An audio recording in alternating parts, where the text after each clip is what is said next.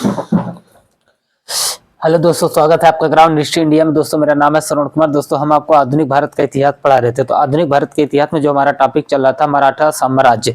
तो मराठा साम्राज्य के बारे में जो भी महत्वपूर्ण छत्रपति थे, महत्वपूर्ण मतलब जितने छत्रपति थे हम उनको सबको बताने का प्रयास कर रहे थे। जैसे शिवाजी के बारे में हमने आपको बताया था, शिवाजी के बाद संभाजी, संभाजी के बाद हमने आपको बताने का प्रयास किया था ताराबाई, ताराबाई के बाद जो है राजा राम के साहू जी, यानी इन सब के बारे में हमने आपको अच्छे से बताया था। अब हम दोस्तों इस वीडियो में आपको जो लास्ट छत्रपति हैं राजा राम द्वितीय, हम उनके बारे में आपको बताने का प्रयास कर रहे हैं दोस्तों।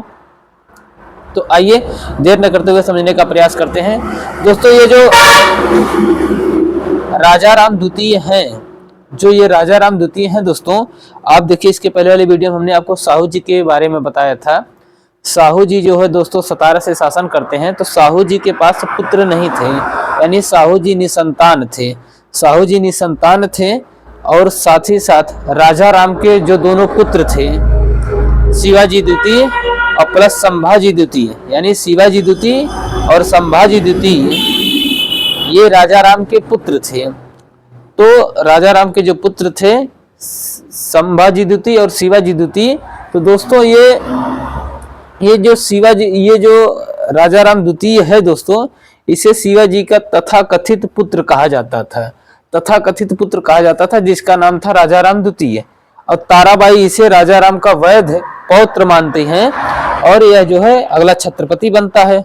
हुआ क्या था दोस्तों कि ताराबाई, राजा राम द्वितीय के ऊपर ताराबाई का प्रभाव बहुत ज्यादा था। यानी जो भी निर्णय ले रहा था राजा राम, कुछ निर्णय ही नहीं ले पा रहा था। सारा का सारा निर्णय शासन प्रशासन की सारा का सारा देख रेख जो है सब कुछ ताराबाई कर रही थी। तो राजा राम द्वितीय जो है ताराबाई से काफी ऊब गया था। इस कारण वह ताराबाई से छुटकारा पाना चाहता था, या कहें वह छत्रपति के पद से ही छुटकारा पाना चाहता था। इसीलिए एक संधि होती है, वह संधि बहुत ही महत्वपूर्ण है, जिसे संगोला की संधि या संगुला की संधि कहा जाता है 1750 में, जिनमें मध्यस्थता कर रहे हैं रघुजी भोसले हैं और बालाजी बाजीराव हैं। ये तीसरे पेशवा हैं दोस्तों। तो बालाजी बाजीराव हैं और रघुजी भोसले हैं। इस संधि में हो क्या रहा है दोस्तों, छत्रपति जो है इस संधि में हो रहा है, छत्रपति अब केवल नाम मात्र के प्रधान रहेंगे, केवल संवैधानिक छत्रपति रहेंगे, यानी एक प्रकार से कहें संवैधानिक शासक रहेंगे छत्रपति, और जो सतारा में रहेंगे वास्तविक शासक पेशवा होंगे। इनका कार्यालय पूना में होगा। इन समस्त प्रस्ताव को मराठा सरदार स्वीकार कर लिए, परंतु ताराबाई के समर्थक विरोध में रहे। क्यों? क्योंकि ये जो संधि हो रही है दोस्तों, वह हो रही है राजा राम द्वितीय यानी छत्रपति के साथ हो रही है। तो ताराबाई जो है इस संधि को मानने से इनकार करते हैं। उनका मानना था, आगे चल के बताएंगे, कि जो ये ताराबाई हैं, यह जो है राजा राम द्वितीय को जो है दोस्तों, राजा राम द्वितीय को राजा राम का पौत्र या कहें शिवाजी द्वितीय के पुत्र को मानती ही नहीं, कहती हैं कि यह उनका पुत्र है ही नहीं, वैध पुत्र है ही नहीं है। इससे जो है दोस्तों कहीं न कहीं शिवाजी की वंश प्रणाली पर कलंक लग जाता है और यह बहुत बेइज्जती होती है राजा राम द्वितीय की।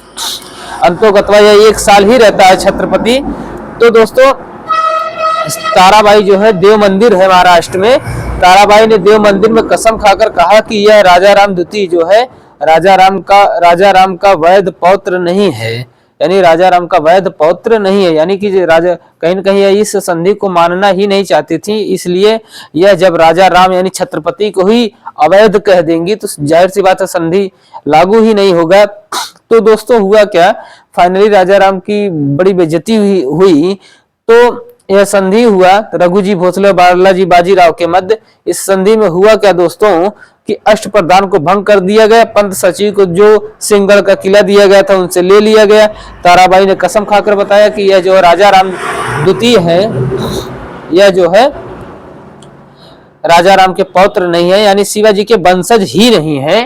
कौन? राजा राम द्वितीय। इससे ताराबाई ने राजा राम की प्रतिष्ठा, शिवाजी की वंश प्रणाली पर कलंक लगा दिया। पेशवा के वास्तविक प्रधान होते ही शिवाजी का मराठा धर्म का जो सिद्धांत था वर्णवाद से दोस्तों ब्राह्मणवाद में बदल गया। यानी जब आप देखेंगे दोस्तों, हम जब मराठों का पेशवाओं का जो साम्राज्य आपको बताएंगे, यानी पेशवाओं के अधीन जो मराठों का उत्कर्ष हो रहा है हम उसको बताएंगे, तो आप जानेंगे कि दोस्तों जैसे पेशवाओं के अधीन से जैसे ही मराठा साम्राज्य जाता है तो छुआछूत, जात पात, ऊंच नीच की भावनाएं बहुत ज्यादा बढ़ जाती हैं। तो देखिएगा दोस्तों कि हमने यहाँ पर लिखा भी है, पेशवा के वास्तविक प्रधान होते ही शिवाजी का मराठा धर्म का जो सिद्धांत था वर्णवाद से ब्राह्मणवाद में बदल गया। वर्ण का मतलब होता है दोस्तों चुनना। क्या चुनना? व्यवसाय चुनना। जैसे एक ही घर में, एक ही परिवार में अलग अलग प्रकार के लोग व्यवसाय कर सकते हैं। कोई डॉक्टर है, कोई इंजीनियर है, कोई कलेक्टर है, कोई कप्तान है, कोई आटा चक्की पीसने का काम कर रहा है, कोई सब्जी बेच रहा है। कहने का मतलब वर्ण मतलब होता है चुनना। अलग अलग प्रकार के व्यवसाय को चुन सकते हैं।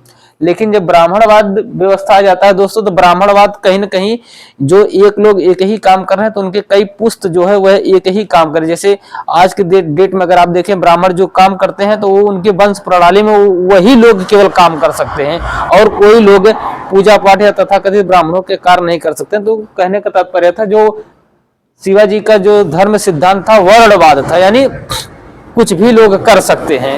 तो वर्णवाद से वह ब्राह्मणवाद में बदल जाता है। यानी पेशवाओं के अधीन देखेंगे दोस्तों बहुत ज्यादा छुआछूत, ऊंच नीच की भावनाएं प्रबल हो जाती हैं। तो अब हम आपको बताने का प्रयास करेंगे पेशवाओं के अधीन जो मराठों का साम्राज्य का जो विस्तार हो रहा है उसे आपको बताने का प्रयास करेंगे।